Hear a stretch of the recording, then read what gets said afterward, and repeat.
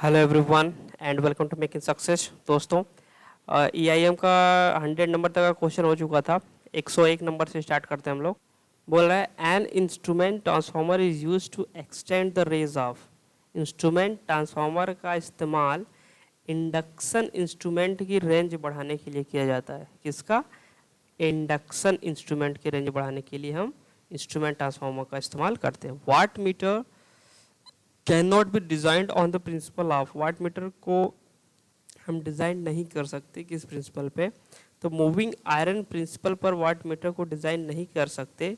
इसको हम electrostatic thermocouple, electrostatic instrument, ठीक है, इलेक्ट्रोडायनेमिक इंस्ट्रूमेंट के प्रिंसिपल पे हम लोग डिज़ाइन कर सकते हैं, लेकिन electrostatic moving iron instrument principle पे हम लोग नहीं कर सकते। In an energy meter braking torque is produced. Energy meter में braking torque maintain steady speed and equal to the driving torque. ठीक है, यह परमानेंट मैग्नेट, जो परमानेंट मैग्नेट होता है उसके कारण प्रोड्यूस होता है, और जो डिस्क बनी होती है वो एल्युमिनियम की बनी होती है। इसी में एडी करंट ब्रेकिंग उत्पन्न होती है। ठीक है, तो ऑप्शन ए बी सी में से कोई नहीं है। क्या हो जाएगा? Maintain steady speed and equal to the driving torque. Answer is D.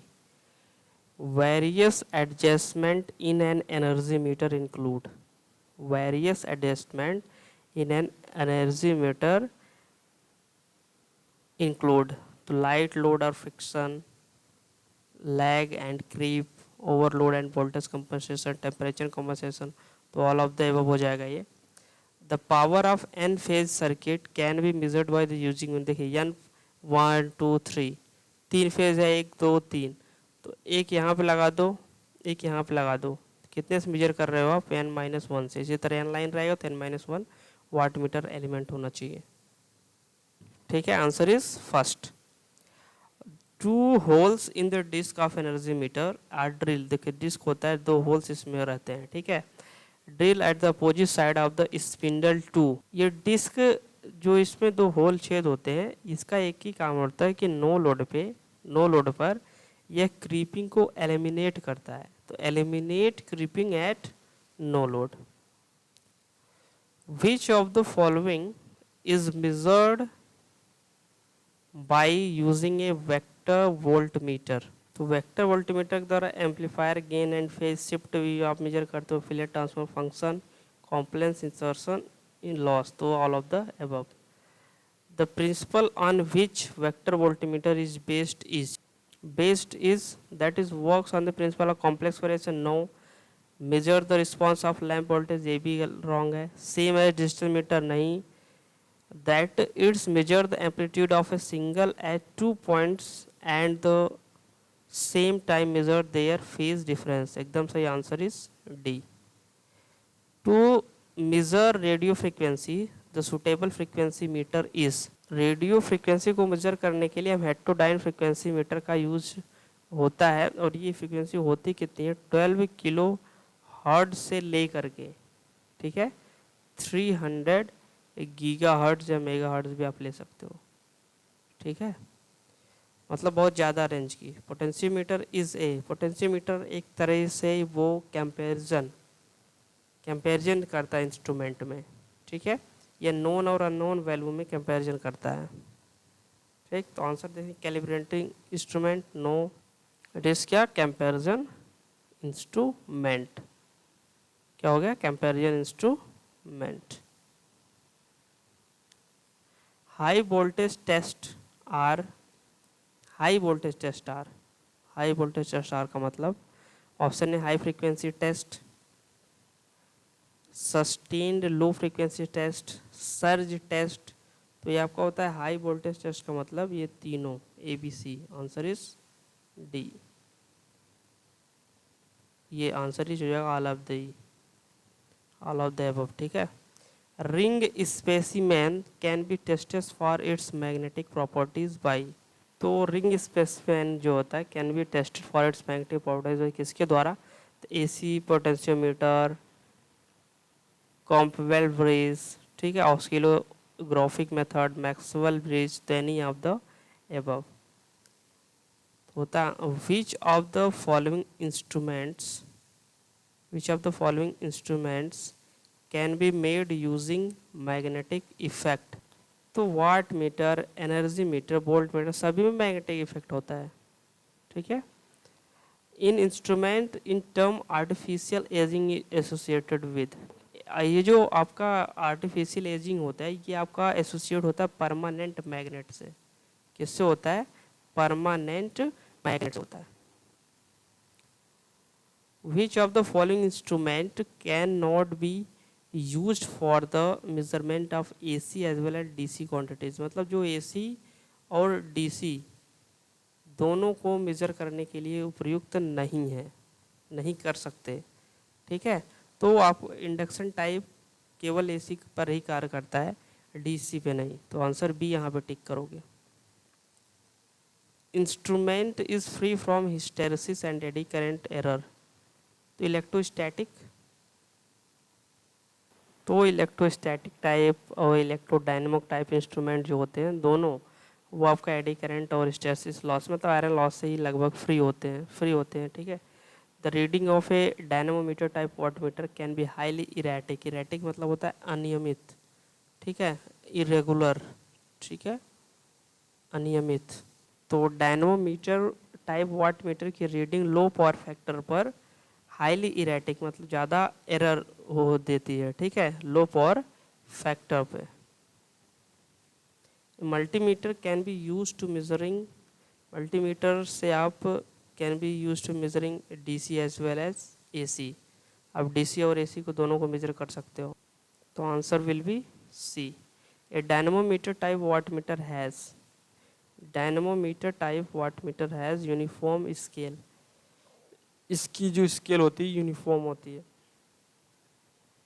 Which of the following can not be measured by multimeter. किसको हम मल्टीमीटर, फ्रिक्वेंसी को मल्टीमीटर से मेजर नहीं कर सकते, ठीक है, और सबको कर देंगे current, resistance, voltage. Instrument will draw least current from the circuit in which it is incorporated. तो जो इलेक्ट्रोस्टैटिक इंस्ट्रूमेंट होता है वो सर्किट से कम करंट लेता है, ठीक है। Energy metre installed at the residence of electric power consumer. Install मतलब स्थापित करना, ठीक है। तो energy meter integrating type instrument होता है, सबसे पहले ये आप जानिए, ठीक। तो इसमें ना रिकॉर्डिंग टाइप है, इंडिकेटिंग टाइप सब नहीं होता, वो होता है आपका इंटीग्रेटिंग टाइप। कौन सा होता है? इंटीग्रेटिंग टाइप इंस्ट्रूमेंट, ठीक है, एनर्जी मीटर। तो option is D, none of the above.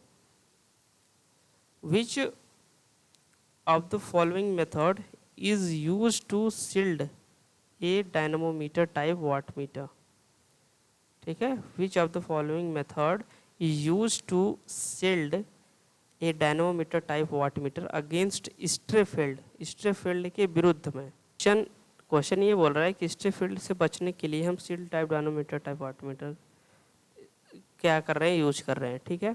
Option है meter component are made non magnetic material, meter is housed in a soft iron के सही से ये बी, ठीक है। Type instrument has identical calibration from AC as well as DC. तो AC और DC जो दोनों पे वर्क करे उसे हम बोलते हैं हॉट वायर, ठीक है, हॉट वायर। ये आपका हो गया हॉट वायर, ठीक है, यहाँ से आप ले सकते हो हॉट वायर। ये एसी इंडक्शन पे कार्य करता है, एसी और डीसी दोनों, ठीक है। Type instrument can have full scale deflection of 300 degrees. तो आपका इंडक्शन टाइप इंस्ट्रूमेंट जो होता है वो फुल डिफ्लेक्शन 300 डिग्री तक आपको शो करता है। ए पोटेंशियोमीटर वर्क्स ऑन, पोटेंशियोमीटर किस पे वर्क करता है? मैंने अभी ये क्वेश्चन रिपीटेड है कि पोटेंशियोमीटर कंपैरिजन टाइप होता है, ठीक है, और ये नल टाइप इंस्ट्रूमेंट भी होता है। तो आंसर हो जाएगा none of the above. Which of the following can be measured by the use of A Schering bridge.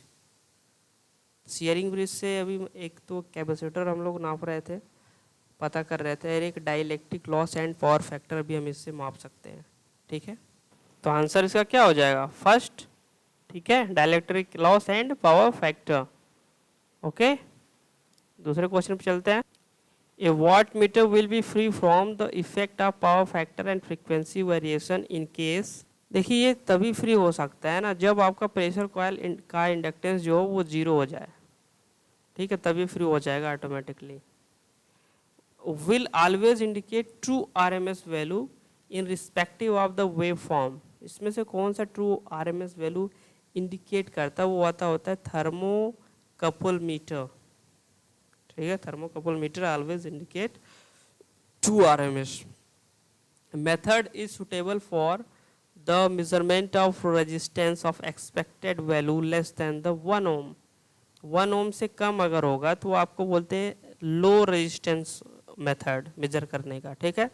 और जब 1000 ज़्यादा होता है इसे मेजर होगा तो हाई रेजिस्टेंस मेथड। तो वो कौन सा मेथड है जो लो रेजिस्टेंस मेथड कहलाता है, उसे हम बोलते हैं केल्विन डबल ब्रिज मेथड, जो 1 ओम से कम का रेजिस्टेंस मेजर करता है। Bridge is preferred for the measurement of inductance having high quality factor. High quality factor का मतलब हो गया कि Q इज ग्रेटर देन 10। अब हाई क्वालिटी फैक्टर इंडक्टेंस को मापने के लिए हम हेब्रिज, देखिए हाई से हम याद कर लेंगे क्या, हेब्रिज का इस्तेमाल करते हैं, ठीक है। क्यू मीटर मेजर, देखिए क्यू मीटर की बात हो रही है यहाँ पे ना, तो क्यू मीटर क्या मेजर करता है, प्रॉपर्टीज ऑफ द कॉयल से की जो प्रॉपर्टीज है उसको मेजर करता है।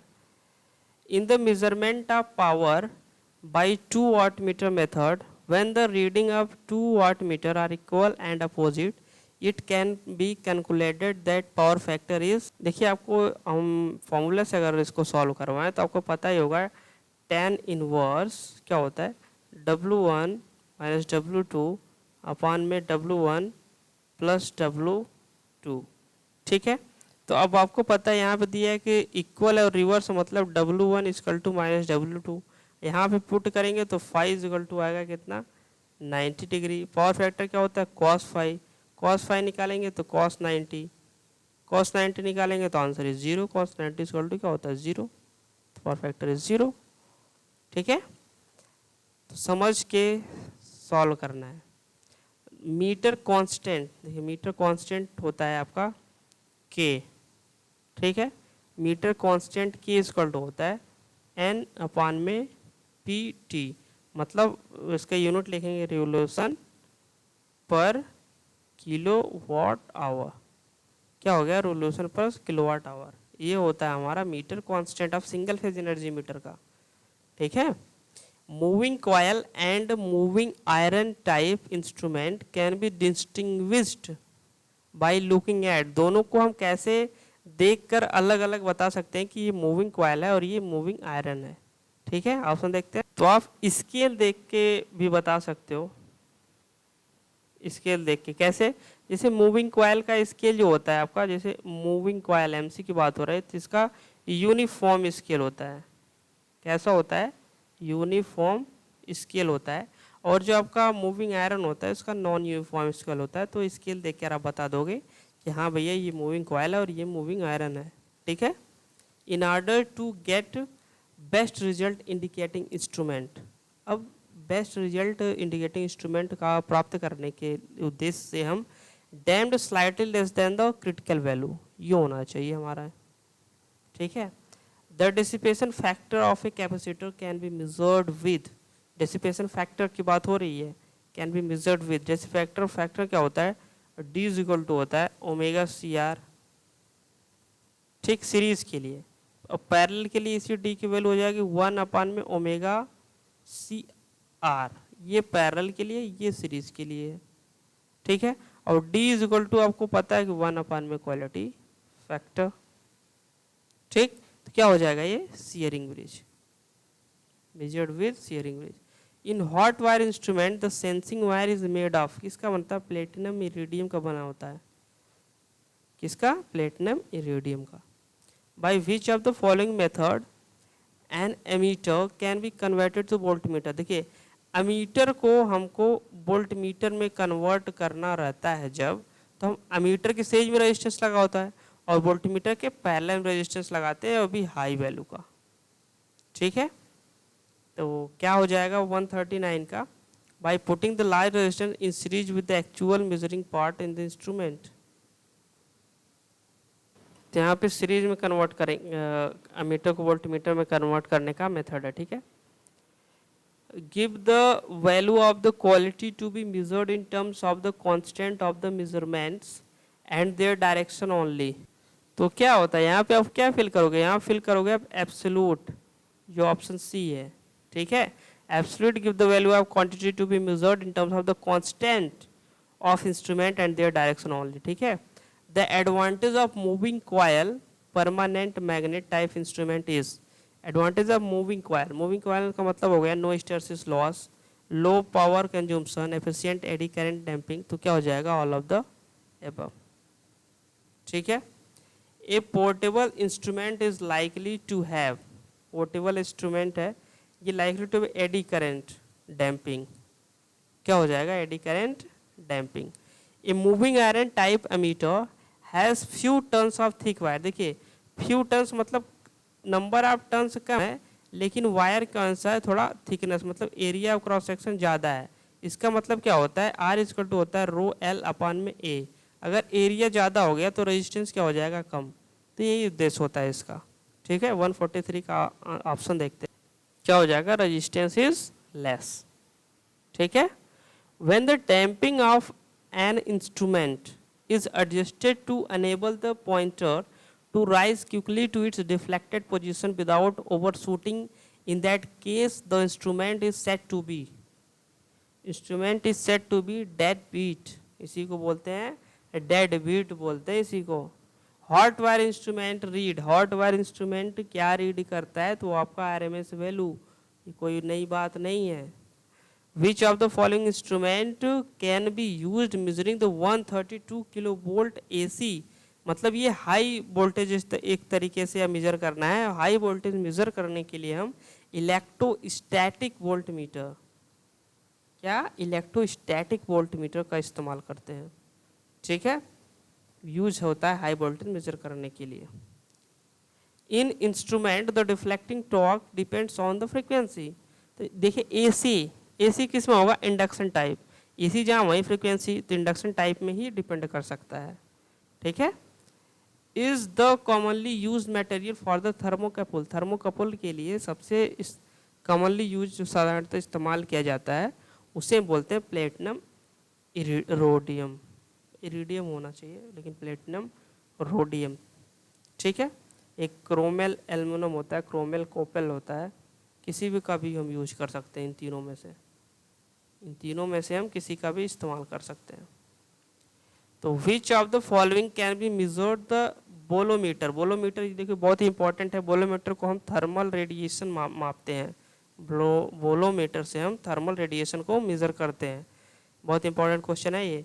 Frequency meter can be used for the measurement of radio. देखिए हेट्रोडाइन, क्योंकि हेट्रोडाइन इसलिए कि ज़्यादा फ्रीक्वेंसी मापने के लिए हम हेट्रोडाइन का ही यूज करते हैं, ठीक है। थोड़ा मोड़ा नहीं, ज़्यादा, जैसे 20 किलो हर्ट्ज से लेकर के हमने 300 गीगा हर्ट्ज तक मेजर किया था, ठीक है। मैंने बताया भी था रेडियो फ्रीक्वेंसी के लिए, वहाँ पूछा था कौन सा मीटर हम लोग लेंगे, तो हेट्रोडाइन फ्रीक्वेंसी मीटर, ठीक है।